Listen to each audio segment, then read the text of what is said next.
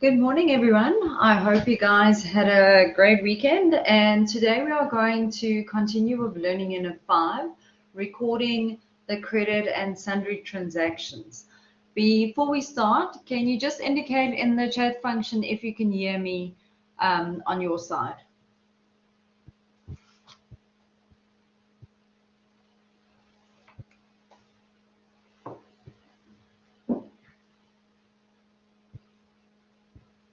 Okay.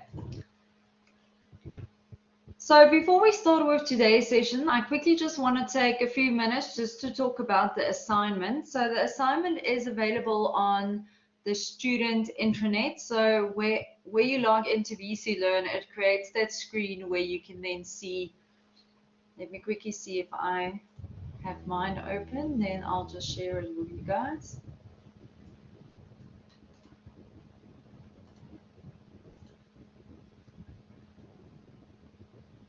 Okay, so if you log into VC Learn, you will get into this space. So this is your intranet, and here under student material, if you click there, you will find the assignment, as well as the module outline for all of your modules that you are registered for, as well as the ones that you're probably not for, but I can see everything. So yeah, under student materials, you will then just go look for your subject. Quickly see here. This is also where you would access any past papers that you want to work through.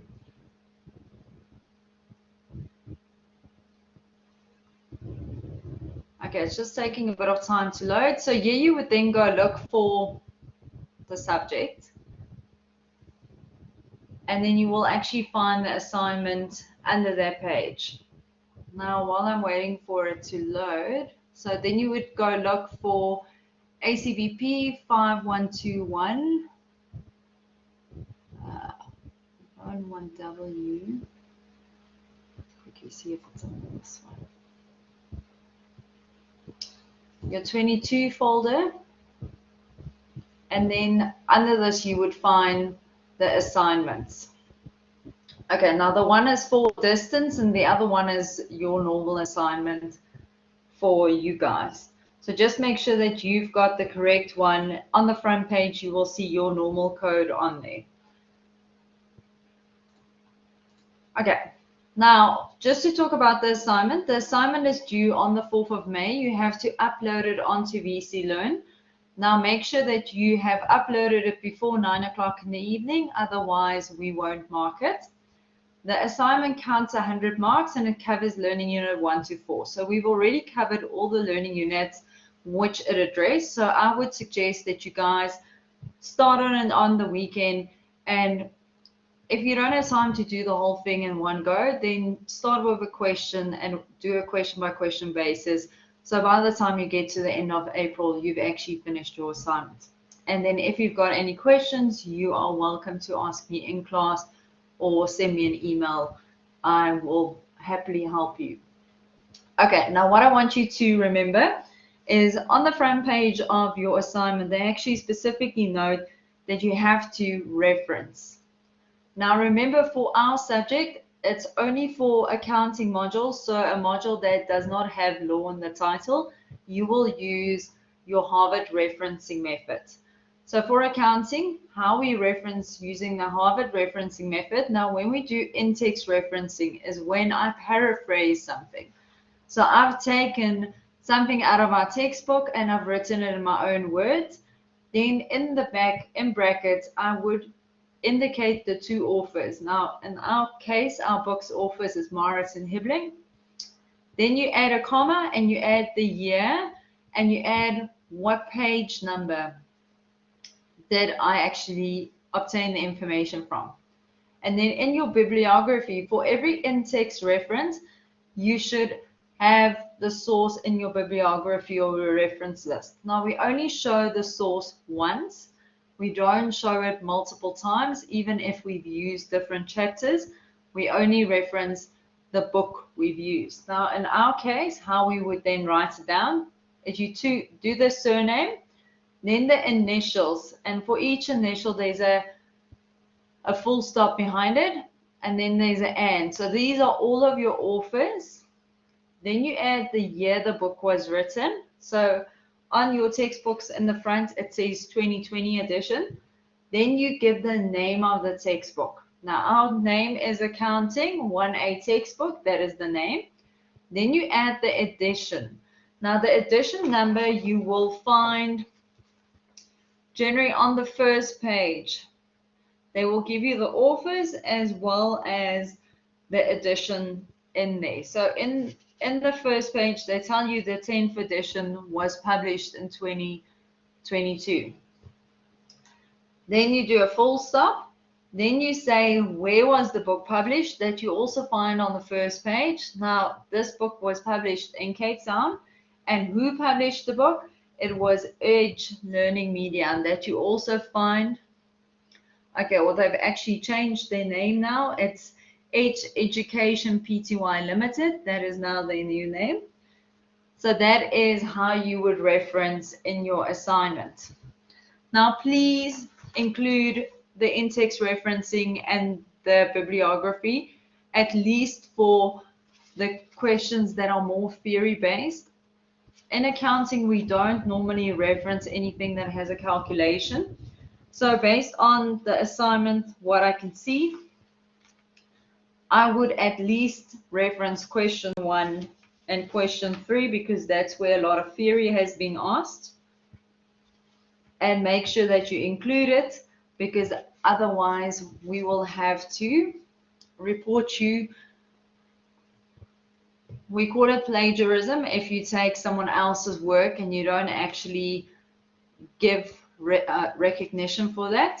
So then you would get training, and because it's your first year, your first attempt, we would then give you training and they won't necessarily penalize you, but as you continue through your academic career, it does get more severe. So they actually cap it at 50% or they give you a 0, and if you've done it more than 2 times, then they can actually expel you. So please do not disregard the importance of referencing. Then for your test is now moved to the 23rd of May at 60 marks. Remember the 60 marks, 60 minutes. A lot of students don't actually finish this because they don't know how to write against time. It's going to cover learning units 1 to 6. Now, learning unit 1 to 4 is already covered in the assignment, so use that time when you do the assignment to also start studying for your test. Then you've already covered learning unit 1 to 4, and then you only have to do 5 and 6 on top of that. So this is a very good opportunity to get up to date and see what you don't understand. We will do a revision for test 1 or do a mock test on the 17th of May. You would receive communication in that regard. So what we're going to do in that session is you are physically going to write a test against time, and then we're going to discuss the question, and you can mark it to see how you actually went in the test, and then ask me anything that you're still wondering about or that you struggled with during the test. Okay, now let's look at what are we talking about today. So learning unit 5, these are your learning objectives. Now today we are going to focus more on the double entry system because we are going to correct some errors that were done in some of these journals and it was posted to the trial balance. And then we're going to correct these trial balance. So we are basically analyzing different transactions under the accounting equation, just in a different manner. This is just to tell you where in the textbook you can find it, as well as the question number. So in the previous session, we started with question 5.6. Because of the fact that they asked this last year, and a lot of students struggled with this, I thought it's good that we go through the entire question together. Students struggle with this concept, especially during the correct journals, and when they put this in a test, students actually don't finish because of the fact that they can't process this type of information quickly enough. Okay, So as we go through the transactions, what I want us to do is make sure that you think about what should the journal have been. So what is the correct journal in the first place? And then taking that as your basis, then you go look at what did they do and how do I correct that journal to show what it should have been. Okay, so this is the easiest way to do it if you have not done accounting before until you get the hang of it. Okay, so let's start with the first transaction. So it's on page 183 in your textbooks. If you've got a textbook, you can make notes there as well. Okay, so the first thing they tell you, the following errors and omissions were depicted. Now, when we talk about errors and omissions, an error is a mistake that we've made. An omission is where we've actually left something out unintentionally. So we didn't really know, we forgot about it. So that is the difference between an error and an omission. An error is a mistake you make, an omission is something that you forgot about. Okay, so the first transaction says, drawings by the owner amounting to 1,700, that's the cost price excluding VAT, was recorded as follows. We debited cost of sales with 1,700 and we credited trading inventory with 1,700. Okay, now if an owner takes inventory out of a business, what would the transaction have looked like? So what would the original transaction look like? So ignore what they've told you the journal is. Let's start with what should the journal have been if an owner takes inventory out of our business. You can tell me what you should debit and what you should credit.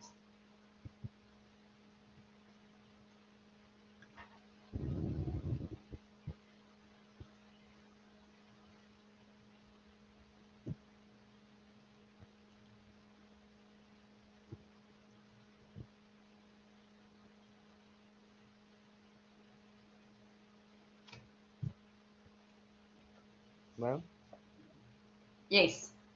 would you debit drawings and credit trading stock, trading inventory, I meant to say? Okay, can you just put your sound a bit louder? You're very soft on my side. Oh, I was saying, would you debit drawings and then credit trading inventory? Okay, so our first suggestion is if we look at the transaction, how it should have looked is we would have debited drawings and we would have credited trading inventory. Thank you very much. Okay, so that is correct. Now, what is important is they've already given you the value in this scenario, but they've told you it's excluding VAT. Now, I've not given you the information at the front. So at the top, they told you we are a registered VAT vendor and we have a standard VAT rate of 15%. So now what needs to happen is we also need to account for the VAT component. Now remember the drawings amount would be the amount inclusive of VAT. So when I take something out of the business, I'm going to take out the cost, but I'm also going to fund or pay for the VAT that was on those goods originally. Whereas the trading inventory, we would have claimed the VAT when we posted that originally when we purchased it. And then we would have to reverse. So we take it to output VAT. The VAT that we initially claimed from SARS, now we would have to pay that VAT back to SARS because of the fact that we have not actually used it for our trading purposes, but for our personal use. Okay, so this is what the journal would have been. So we would have debited drawings with 1,955. So they've given us the cost price excluding VAT. So you take that 1,700 and you add the VAT component onto it. That's how I got to this value. Then we credit trading inventory. Okay, so they've credited the correct account. They've debited cost of sales, which should have been drawings, but they also have not credited the output VAT. So to correct this transaction, I would have to debit the drawings with the 1,955. I'm going to credit the cost of sales. So this is the incorrect account that was debited with 1,700. The trading inventory was correct. So in this scenario, it would be 0. I won't have to account anything there. and then I credit the output VAT, so the VAT that we no longer allowed to claim, that we have to pay back to SARS, would go to output VAT. Then it would change our trial balance as follows. So you'll see the drawings was 118,062 Rand. So now I'm going to add the 1,955 to that. Then we said we have to credit cost of sales. So cost of sales here, we will deduct 1,700. We would add output VAT 25. We would credit it, so we would add it to this 230. We would deduct the 1,700, and there we've actually balanced our account as well. So there's one debit and two credits. Okay. Would then create that. Now, if we put it in the Excel format, let me quickly share the Excel file with you guys. In your test, you would do it in this format. Okay. So this is the final solution. For explanation purposes, I've done it each transaction separately so that we can just see how you do it separately and then how they get to the total amounts. Okay, now in your test, you would use brackets to add each amount that you correct to get to a total amount. Okay, so for the first transaction, we said drawings, we're going to debit here.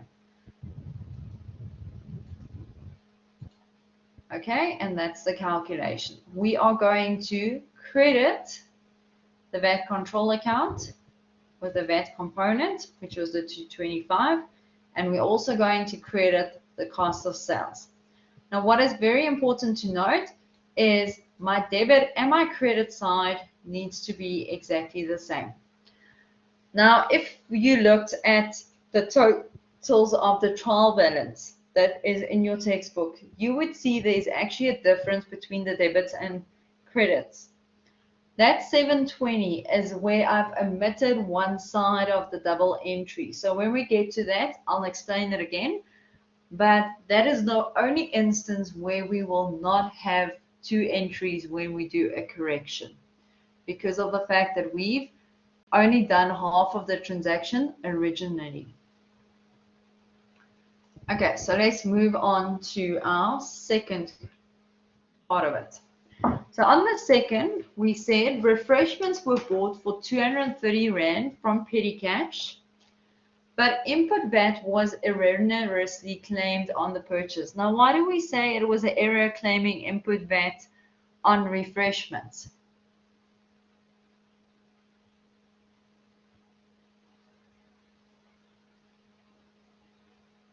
Who can tell me why did they make a mistake by claiming input VAT on that refreshment?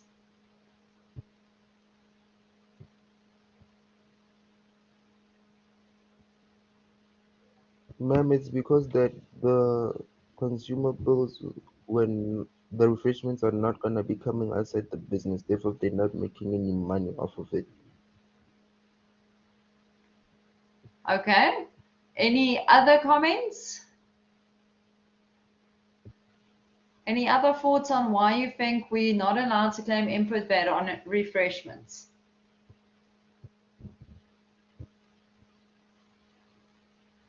You can pick up your mic or you can just put your answer in the chat function. That is 100% fine.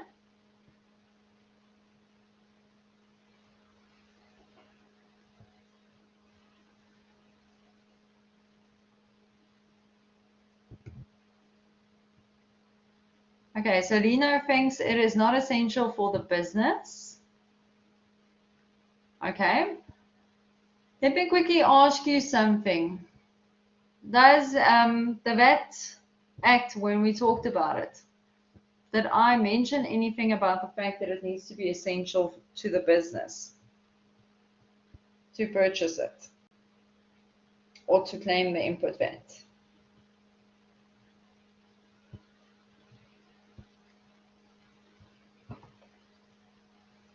Okay, so normally VAT is not necessarily whether it's essential. It has more to do with, are we creating taxable supplies with it? Okay, so if the business, their main aim is to create taxable supplies, you would be able to claim the input VAT whether it was essential for your business or not really.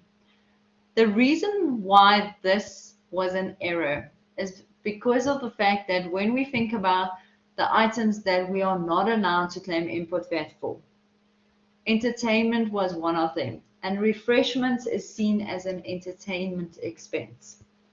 Okay, so that is why no input VAT should have been claimed in the first place, because SARS does not actually allow an input to be claimed. Then the second thing that was incorrect here is the transaction was recorded in the cash payments journal instead of the petty cash journal.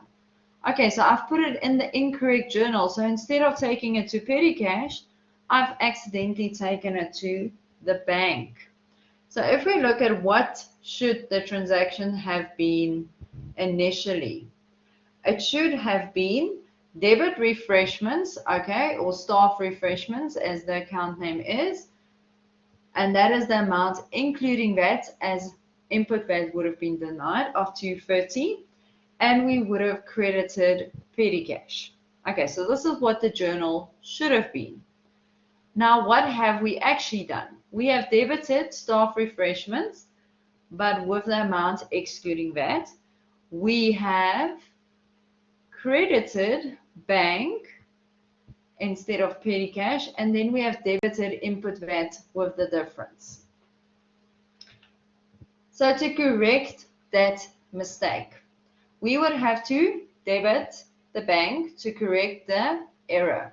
Instead of taking it to bank, we're putting the money back in the bank, and we're taking the money to the petty cash. Okay, so that's the first part of fixing it. Then the second part is we claimed input VAT, but we should not have claimed input VAT. Now we raise output VAT to correct our error. But that error needs to also go to the refreshments account or the staff refreshments account in this scenario to actually correct the fact that the amount was undervalued because it did not include the original VAT amount. Okay, when we go to the trial balance, that would mean bank would now increase with 230 Rand, petty cash will decrease with the 230 Rand, our VAT control will increase again with 30 bucks, and our staff refreshments will also increase with 30 Rand. Okay. Now, if we look at this, this is a debit, this is a credit, so that is 0. This is a credit, and this will be a debit, which means that is also 0. So based on these journals, our debits will equal our credits. Okay, before I move on from this transaction, do you guys have any questions on staff refreshments or entertainment for me?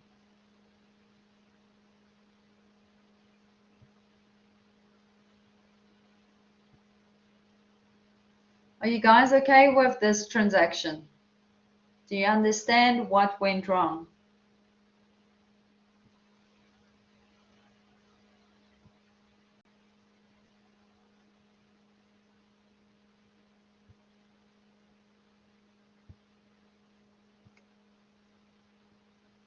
Okay, so Lesedi says he's okay, and the rest of you?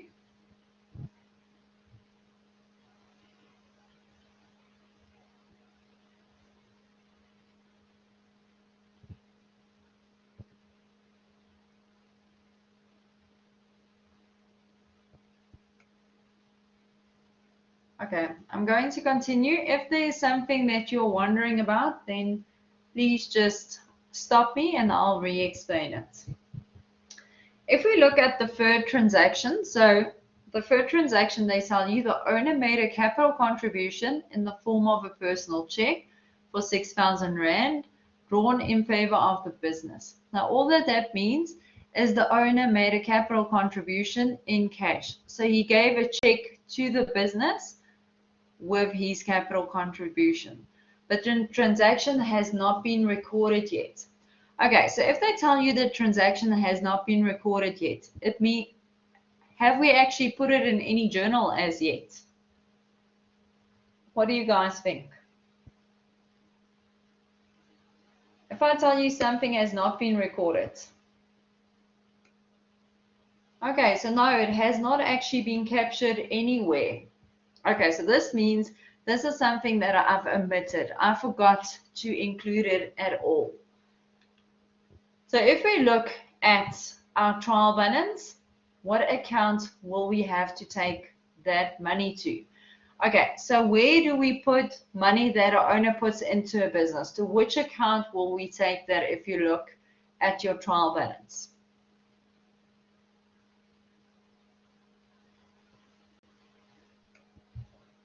Okay, that's correct, to capital. Okay, so capital will be credited because it is owner's equity.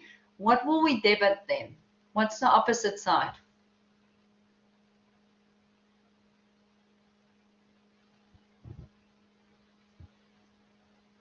So if we credit capital, what will we debit? What did we receive?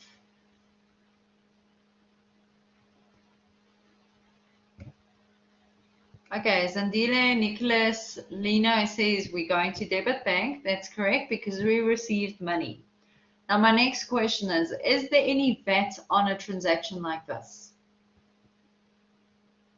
Do we have to account for VAT when we get money from our owner?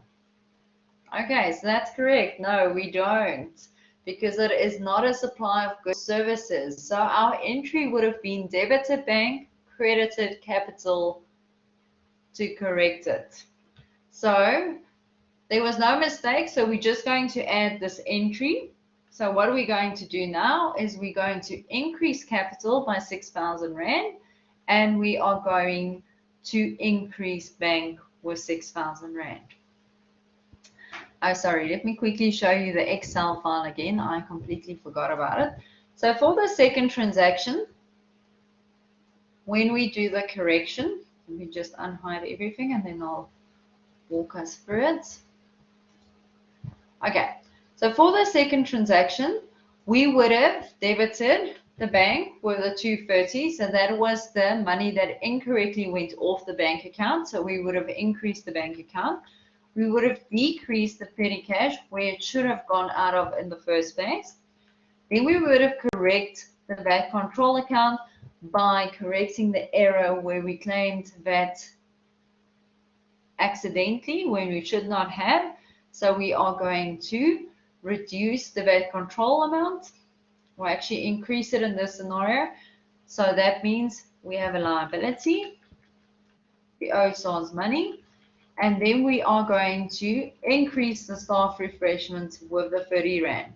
Now, when you add all of that together, you can see the debit side and the credit side equals. Now, the same with the capital and the bank. So we are going to credit capital, we will debit the bank account, and then we can see that the debit side equals our credit side. Okay, so that is how this works. Let's look at the fourth transaction. So they tell you the stationary column in our petty cash journal was undercast by 720. Okay, when I tell you something is undercast, what does that mean?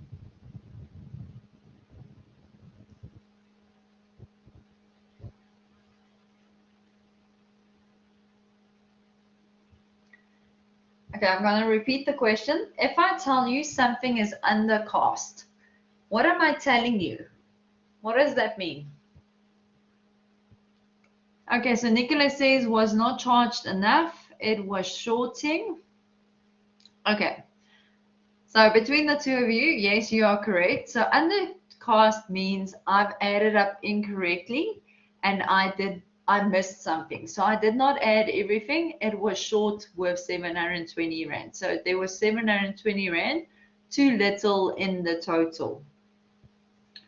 Now, when we talked about the journals, remember we take the total for each journal and post it to the general ledger. Now, if only one column was short, would it affect all the other amounts? Would it have affected the amounts in the other columns?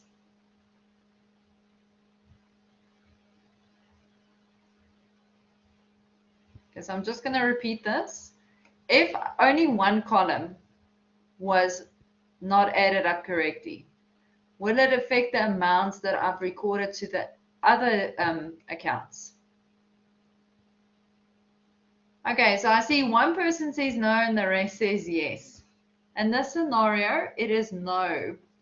Only the column that was incorrect will be affected because the rest of the amounts are actually correct. Now, if I go back to the trial balance quickly, let's open this trial balance. You remember I told you in the beginning, our debit side and our credit side does actually not balance by 720 Rand. The reason it was not balancing is because of the fact that that one column, the total there was actually short by 720 Rand. So if I go and correct just that column to fix that amount, then my debits and my credits will actually balance. Then I would have done the journal correctly. Now let's quickly discuss how do I actually fix that. Okay, so the journals was correct. However, the total for the stationery column in petty cash journal had an adding error. So we added too little. So what that means is my stationery should have actually been more than what I actually showed. Okay, and the debits and the credits did not balance. So my double entry system did not actually work. So all I have to do to correct it is I just have to go add that 720 Rand, which that column was short with, to correct the mistake. Okay, so this is the one exception where you will not have a debit and a credit that equals, but you will only have the debit here because of the fact that I am correcting this mistake. So yeah, I've got a positive, there I have a negative. If I add those two together, it gives me a 0. So in this scenario, only one side would be corrected to fix the mistake I made originally. Okay, do you guys have questions on this one? This one is difficult for students to understand and they love asking it.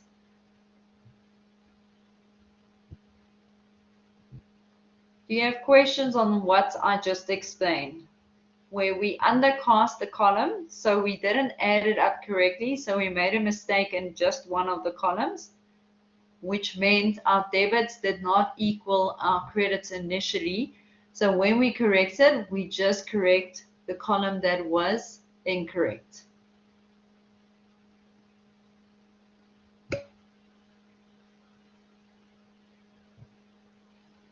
Okay, so Nicholas, no, if one column is incorrect, it will not affect the other columns. So we're only going to correct the column that was incorrect. We will not touch the amounts in the other columns because they were actually correct. So this is also the reason why we've only done an entry to one account to just correct the column that was incorrect in the first place. Does that answer your question, Nicholas?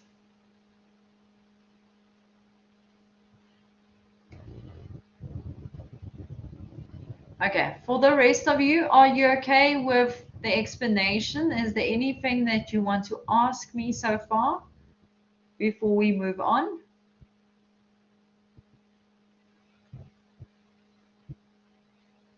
Just indicate with any type of emoji where your head's at so I can just see more or less what the feel is of the class.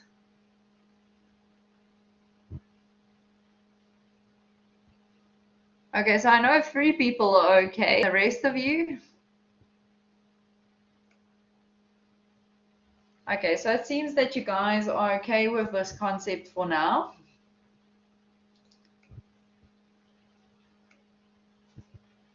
Okay, so let's move on Some people are sweating a little bit maybe, but it's okay. What I want you to do is when you go home later today, go work through this again in your own time and see if there's something specifically that you still struggle with, and then you let me know, because some people it takes a bit longer for some people to wrap their mind around it, but if you spend the time you will get the hang of this. Okay, Wango, why are you crying? What's worrying you?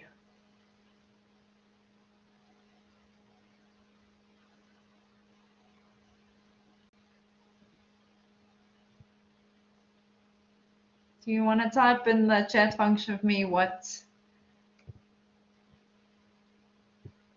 Okay, so Sandila asked, how would you know that it only affects one side? Will they always tell you? Okay, so Sandile, it will only affect one side if they only talk about one column. So in this scenario, they told you, yeah, only the stationary column in the petty cash journal was under cost. So they're only talking about one column. If they do not talk about only one thing, then it will always have a debit and a credit side. Okay, so that's how you would know. But if you see overcast or undercast, that should be your first trigger. And then you go look, does it only have one column they're referring to? Then you know it will only affect one side. Okay, so that's sort of a trick just to help you guys out. Okay, let's go to number 5. A new computer was purchased for 4,500 plus VAT. Was erroneously recorded in the repairs and maintenance account. Oops. So instead of taking it to an asset account, we took it to an expense account. No VAT was claimed on the transaction. Okay, so let's start off with what should happen when I buy a computer. What should I have debited initially?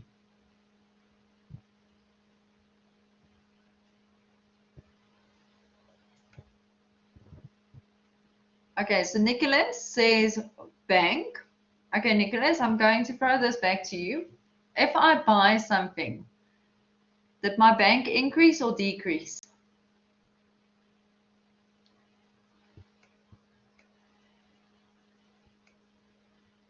Okay, so Nicholas, that's correct, the decrease. So we credit bank if it decreases. Okay, so Zandile says equipment, Alistair says equipment, Lino says maybe computer equipment. Okay, so let's quickly see what is their account name. So in their scenario, yeah, we have furniture and equipment.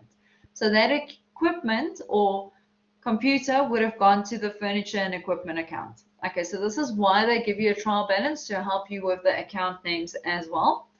So it should have gone to furniture and equipment. We also know because we are registered for VAT, we are allowed to claim the input VAT on that new computer. So that amount that would have gone to furniture and equipment would have been the amount excluding VAT. Okay? Then we would have claimed the input VAT. So input VAT is an asset, so we would have debited the VAT control account.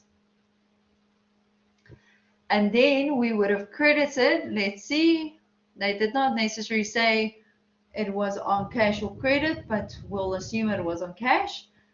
We would have taken it to bank, or if it was on credit, to the creditor. But that part of the transaction was done correctly. Okay, so your transaction would have looked as follows. It would have either gone to bank or creditor, but the VAT inclusive amount, we would have taken it to furniture and equipment, the excluding VAT amount. Okay, now what was confusing in this question is because of the fact that they talk about 4,500 plus VAT. Okay, the 4,500 is the amount exclusive of VAT, and then the plus VAT is we still need to add the VAT on top of it. Okay, so this is how you had to interpret that information. When I read it the first time, I thought that 4,500 already included the VAT, but that is not what they actually said. Okay, so you see, you have to read very carefully how they state the information so that you get it correct. Okay, so what happened now, instead of taking it to furniture and equipment, we actually took it to repairs and maintenance. But we took it to with the amount including VAT, so we didn't even claim any VAT. But the bank transaction was correct. So what we have to do to correct it, we would debit the furniture and equipment, debit the input VAT, and we would credit the repairs and maintenance with the VAT inclusive amount. And that is how we would correct this transaction. Okay, so that would mean we would increase furniture and equipment with 4,500. We would decrease repairs and maintenance with 5,175, and we would increase our VAT control with 675 Rand.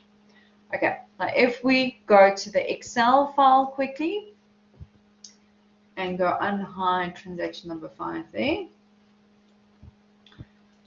If we look at all the debits and credits, you would see it was balancing. So we would have credited repairs and maintenance. We would have, where's the rest of my transactions? Okay, furniture and equipment. Okay, clearly I did not unhide everything. Okay, so the furniture and equipment is 4,500 and our VAT control is the 675 Rand. And then at the bottom, you can see it balances. There's a debit and a credit side. Okay, so this is how we would correct transaction number 5. So we have 2 more to go and then we'll take a break.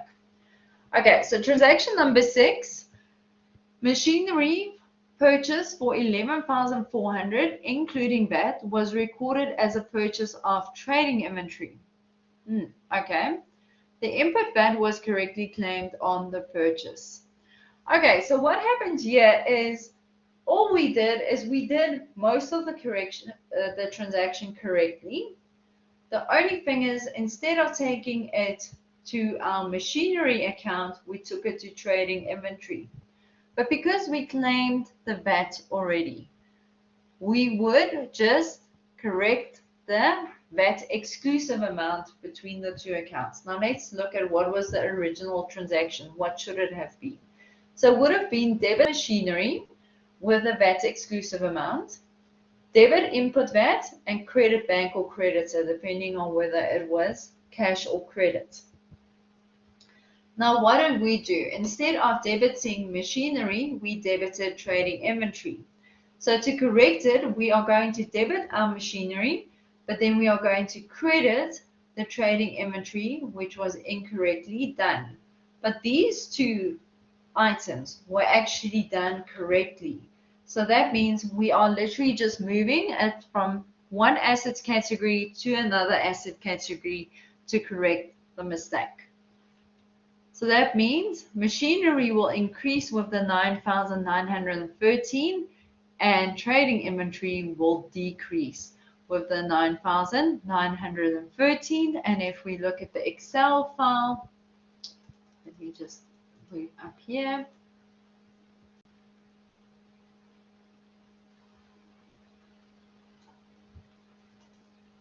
We would debit the machinery, we would credit trading inventory, and that would mean our debit and our credits are the same. There is no difference. Okay, transaction number 7. What happened here? Okay. The outstanding debt of a debtor must be written off as irrecoverable at 684 Rand. Input VAT may be claimed back from SARS on the credit loss. Okay, so what this means is we sold something on credit to a debtor, but he can no longer pay me back. So the 684 I will write off as bad debt, but SARS says because of the fact that you raised output VAT on that amount initially, if it goes bad, that person is no longer paying you, then you would be able to claim the VAT on that transaction. Now, what that would mean is our debtors control needs to decrease with this amount. Our credit losses will then increase with the VAT exclusive amount, and our VAT control will increase with the VAT amount. So that is the transaction that we would have seen. Okay, so debit credit losses with the VAT exclusive amount, debit input VAT with the VAT we can claim, and credit the debtors control with the amount we will not get back. Okay. And because it wasn't a mistake, it was something we omitted, you just have to do that specific transaction to update our accounts. Okay, and that would have affected our trial balance as follows. So let's go do it quickly here for transaction number 7. Okay, so we've got our 687, our debtors control decreasing. We've got our input VAT that we are claiming, and we've got our credit losses. And you can see that debit and credit equals. Now, they've asked you to prepare a basic general ledger reconciliation. Now, to do the reconciliation, I have to take the incorrect balance, then I have to go adjust it. Okay, so now I'm going to show you what you would have shown. You would have only done this part of it, where you only show the totals. Now, everything that we've done now, you would have added together to get to the total amount. Okay, so where there was more than one account, I'm just going to hide the other columns quickly. Okay, where there was more than one amount, you would have added it together in brackets like that in your test to get to the correct amount. Now, for each correction, you would have received a mark in the test in this question. Okay. Now, where students lost marks is this part here at the bottom. They forgot to actually total the debits and credits. Okay. Now, you will note that the debits and credits here has a difference of 720 Rand. But the reason for that is when we looked at the initial trial balance, there was a 720 Rand difference, which we corrected up here. And then the last step would be, you take the debit on this side, and then, okay, so let's go through this. So if we've got capital, a credit and a credit, we would add it together to get to a different credit amount. Okay, so the last column, you are adding the incorrect amounts plus the corrections. Now, if there's something where there was, let me quickly see, like this one, for instance, where there's a debit and a credit, how you know which side it needs to go to is I go look at, okay, the original balance was a credit of 230. If I add the other credits of 285, it's 515, but my debits is now 764. So that means there's more debits than credits, so the balance will be a debit. That is how you determine that. You do not show me a debit and a credit in your corrected trial balance. An item only has a debit or a credit amount. Okay, so students forgot to do this column here and then to add the totals here at the bottom. And that is why they lost marks when they did this specific question in the test last year, because of the fact that they forgot to incorporate this information. Okay, before we go on a break, do you guys have any questions on question 5.6 that we have discussed now?